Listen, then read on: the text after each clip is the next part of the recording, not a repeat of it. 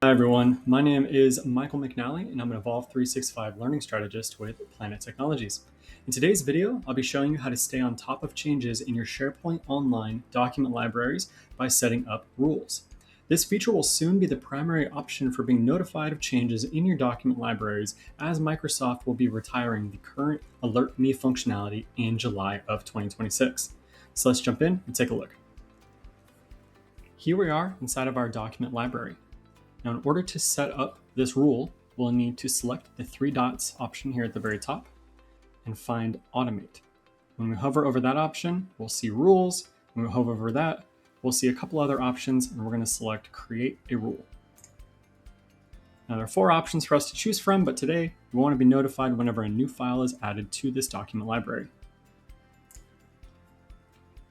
On this screen, we're going to set up the parameters of this rule.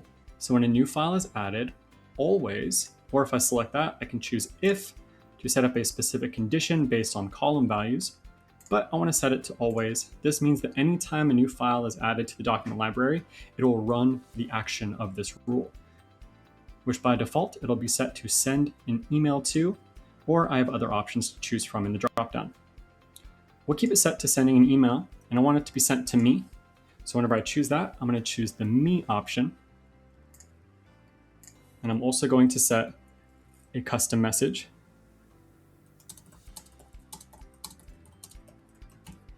And select Create.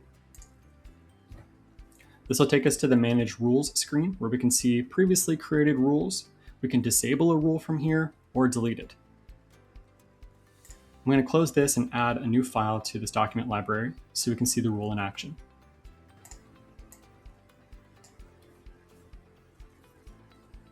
Okay, so the new file has been added, and I have my email set up here at the top, and it does take a moment for the email to get pushed through, but instead of us waiting for it, you'll see that this is what this notification can look like here on the right-hand side. It'll let us know that the file was added to our document library.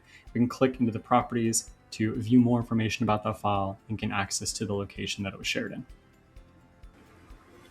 And that's it.